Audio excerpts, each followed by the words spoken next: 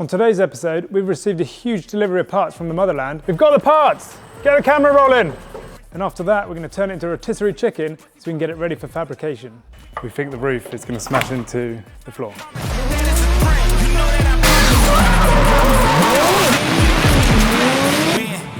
And I'ma do it again. Watch me. Then watch me do it again. Tell 'em I can't take no loss.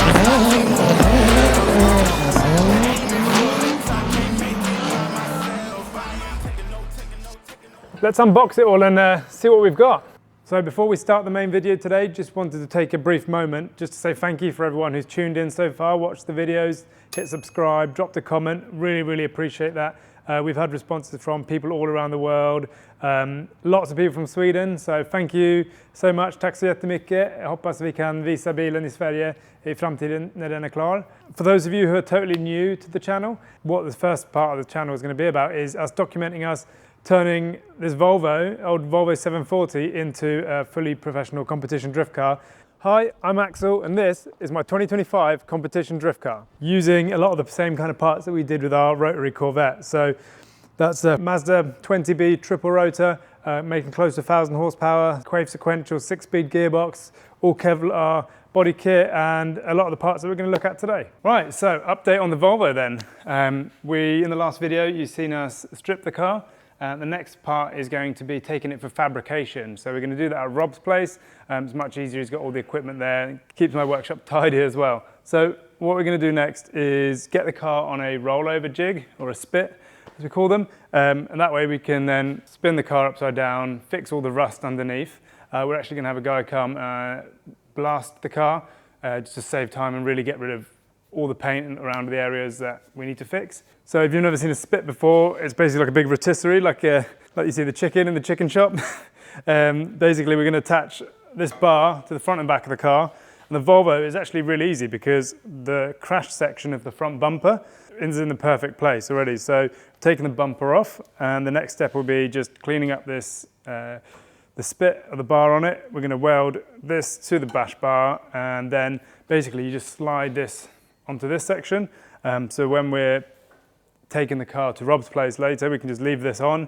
And then when we get to his, slide it all back into place. And then you can use this little device here just to lock it into place and keep it in whichever angle you want it. I started doing this last night and I had a terrible time with my TIG welder because Rob had the bits from my MIG welder. So I was asking Rob for some advice and he just said, shall I just come around this morning to help you fix it, because, well, I think he was a bit worried that the car would end up on its roof before I'd even driven it. So Rob's here now.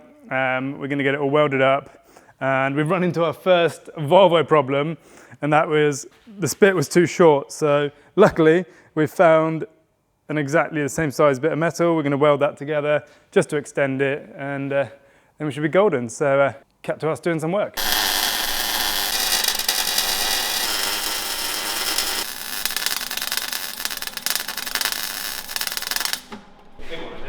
Yeah. Are these ones you cut off the Corvette? That is the plates in the Corvette, we've mounted them up. Ah, because So that one at the back had a massive slit through it and it was like blowing a hole. that's where we cut it a bit quick. Where's my TIG welder out of gas? Yeah, It is out of gas? it's out of gas. It just runs out. When it's I do out. think it's so. I come here a lot and there's a sharpened tungsten or something in there.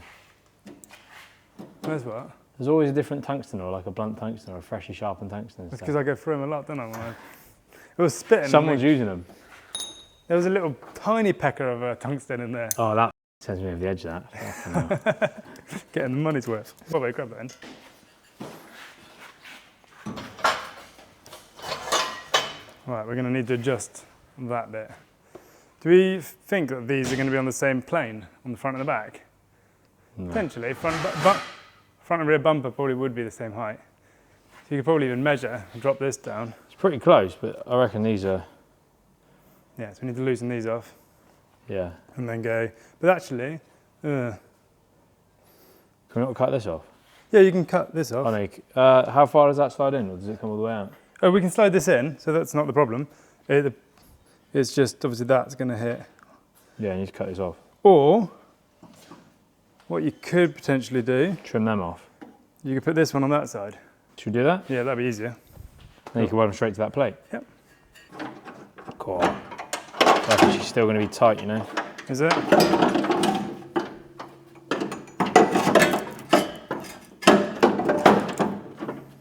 Well, I've done exactly what I said I wasn't going to do this morning and change clothes, which I didn't, and now I'm really dirty. Got Cool. your fancy shoes on. I need your little ratchet, please. Yeah. I think so. No, I mean, we're clear on this side. Oh, we're going to be like half a centimetre off, do you reckon? I reckon from the Corvette build. I got those pants. You got those Stance as well. ones. We need Swedish ones for this year. Look at the socks as well. I got some of them.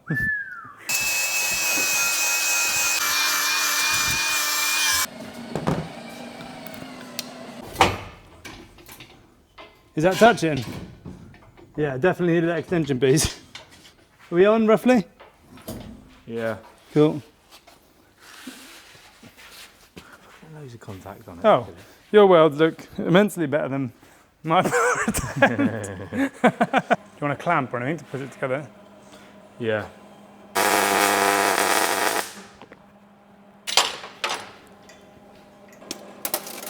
There you go. We'll go that one, shouldn't we? What a f***ing day out. Sorry, mind my French. If you sell welders and want to do us a good deal, now's a good time to hit us up. It's the only way for it. Don't judge. We don't need to roll it over in here, do we? No. He's like, it would be good on the video. I think it'll be fine. They're strong. They'll be fine. Yeah. It's just that bit. It's just can't do. Should we test it? Birds' nests everywhere. So this is the moment of truth to see if this works. Whoa! It flexed. I was nervous then. I was nervous. Which bit? This bit? Yeah. I think it was just like settling in. But it could also be where these move, Yeah. because they move and it's sort of like lifted. I thought, oh no. Cool. So the Volvo is now on the Rotisserie anyway. It is officially floating. Now we are trying to readjust this because at the moment, if we try to spin the car, we think the roof is going to smash into the floor, which would be bad. We don't want that. Yeah, one more. Yeah. Gravity. There's no way of working it out. No. Because you might mount this more in the middle, but if this has got subframes and everything on it. Yeah, but obviously when you're spinning it like, Yeah, as soon as it goes off centre. Right, yeah, but yeah. that's what I mean. How are you going to work that out? Hang on, I've got the pin in at the moment. Push it back the other way. Right, that's out the pin now. How's that feeling? Right, I mean, you've got the legs under there, so it can't go too far. No. Can we go one snip? Mate, I can't lie. Feels good. Okay, now we guessed that right. No, we worked it out. Yeah, we worked it out. So the trick is finding the centre of balance and trigonometry, all those things from school. A squared plus B squared equals C squared. Yeah, and we just got it perfect, I think. Cut to Volvo on its roof.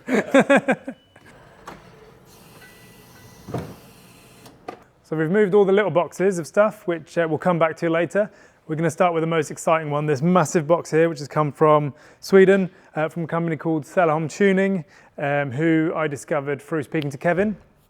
What we've got in here, we haven't even opened this, so we hope what's in here is going to be the rear axle, which is fully custom built, 1,000 horsepower job, front and rear suspension, lock kit front, and all the adjustable arms for the back. Also a dashboard. And saying all this, I'm not really sure how this is going to fit in here. So they've either got some really good origami style Tetris building techniques, or there's something not in there and I've lost the password in the post. So let's get this open, see what there is, and then we go from there. So we ordered this a good couple of months back because we knew some of it was going to take a while. So pretty exciting to open this and see what it all looks like. Nice. Oh, more screws, more screws. Trying not to break into this as we take it out. So this looks like the reinforcement plates. So as we showed in the last video, we were a bit worried about the strength of the mounting points for some of the rear linkage arms and the trailing arms. So this is designed from I think it's TXR or TRX, one of those two. And yeah, you can see that is a absolute sturdy bit of kit. So we're going to do some cutting on the chassis. I think there's bolts to it. Maybe we end up welding them to it to make it even stronger. We have a left-hand drive dashboard. So this is actually from a Volvo 960, I think. They didn't do a mold for the 740, but yeah, that's pretty cool. I think the dash will, see if the big dash fits in there, and yeah, if we go left-hand drive, this is going to be mint. Another subframe. Again, I think they actually are universal, but we weren't sure at the time, so we ordered another one. Left-hand drive steering rack. So the cool thing about this one is it's been converted for quick ratios. So the Volvo's got quite a long ratio on them. So this should speed things up a bit when you're going from transition to transition. Lock kit, pretty basic, but Kevin tells me this is good. We'll see how it goes. Oh yeah, look at those. That is a big suspension. Bit unique on the Volvo is the knuckle is actually welded to the suspension, so there's not so many companies that do these. So we figured we'll go with what they know, and look at the size of that tube. Right, these might just look like wheel bearings, but we've actually had these ordered so they fit the Volvo parts, but have the bolt pattern of Nissan. You know what that means? Spicy boy wheels. And that's something we don't actually know what we're doing with. So most of the parts we'll go through later, and we've got a lot of things already ironed out. But one thing we're really struggling to decide on is wheels. They make such a big important part for the car. They can make or break it. So yeah, let us know in the comments if you've got any ideas on wheels that we should be running. At the moment, we're totally open to everything really. Ooh. See what that says? Öhlins. Now, if you're into cars, you will have heard of these. Always wanted to set Öhlins on the car. And yeah, for the rear of this, we've obviously got the live axle, so it's a bit different to the suspension on either the Corvette or the Nissan. We're going to have a lot more control with the suspension because it's even more important to keep it on track. So we've gone for the best. Again, Kevin uses a similar setup, so we can share kind of feedback or advice to each other. And yeah, that's a nice looking shock. It's tiny compared to the front though. Look at the size of that. It's half the size. Yeah. Here we go. So that looks a lot better than the crusty old thing we've got on the car at the moment. It's not quite a quick change like we've got on the Corvette, but yeah, you can tell that's heavy duty. So unlike the standard design as well, this is known as a floating design. So the half shaft is actually separate from the hub ends. So it's floating in there and then you've got the big bearing at the end, which is going to help with all the different loads that we put on the car where we're going sideways. So yeah, I'm really impressed by the look of those. That is a sturdy unit. Yeah, that looks like a unit as well. So here we got a prop shaft. So we could have had, normally we get these made in the UK, but these guys specialise in making these. So it seemed like the right choice to get it all from the same company. It's a little bit different as well with where we've got the live axle that's moving in the car. You've got to have a bit more float in the actual prop shaft itself. So it's a two-piece prop with a CV in the middle. So you've got some play in that and on the end. That's also come with a centre bearing. They've even shipped it with some little tabs so we can fabricate some mounting points to the chassis with that. Well, I think somebody's just about to walk in. Have you bought? No, these are all free. Yep. Oh, good.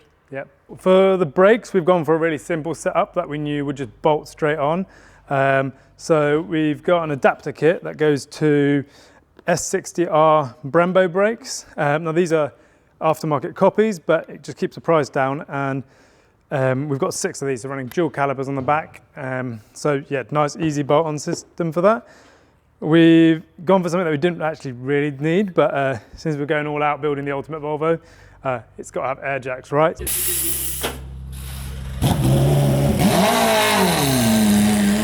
We'll be working them in the next fabrication video. You'll see Rob weld these two into the car so we can get them mounted, and it just means we can change tyres and look over it really easy. We've got all the bits from Haltech arrived. This is just a tiny selection, but thought I'd show you some of the main bits. So we've got the Nexus R5, same as what we've got on the Corvette, running the PDM, PD16 as well. So all the electrics should be powered from these two. Also means that because the car is going to be pretty much similar engine setup wise, the map should pretty much go straight on the Volvo, and we know where we're at with that. We've also gone for the new Haltech now make a 10-inch screen called the UC10, which can put a reverse camera in as well. But I just had a quick look on with the dash, and it looks like it was made for it. So look how cool that is. Maybe recess that a little bit, but literally perfect. So that'll bring this old Volvo back into the future with some nice updated tech. Throttle pedal, that's from a 350Z. Again, that's what we use in the other cars. It works really well. Easy to mount. We've got some new tools from Boxo as well. And yeah, we've ordered loads. There's obviously so many more parts to this car that we've got coming. One of the main things that's important when you're building something like this, obviously we're trying to make this car from scratch in one go.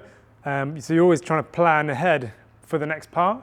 So otherwise you're just going to get to points where you come to do something, you don't have the part, and then there's a lead time from production or whatnot. So things like the axle and the prop shaft, we ordered those like 2 months ago. The carbon Kevlar body kit, that was ordered again months ago, which should be starting to arrive. And the most important, most exciting part that I've ordered, the triple rotor engine from PPRE, that has been built now. So we've had final assembly. We'll put some videos up of that. And now that just needs to be put into a box and shipped from the other side of the planet to us here. So that's going to be the real exciting thing that we're waiting for. Once we've got the engine, we can then start putting the gearbox in, and then after that, just start building out from that, and yeah, start looking more like a car. But first of all, obviously we've got the fabrication with the roll cage and all the other bits that we can get cracking on with until that point. What's he doing? Do you want a hand? I think I'm on. Looks like you had a reverse camera. No, that was all myself. Oh, what you said. Siri, call front gate.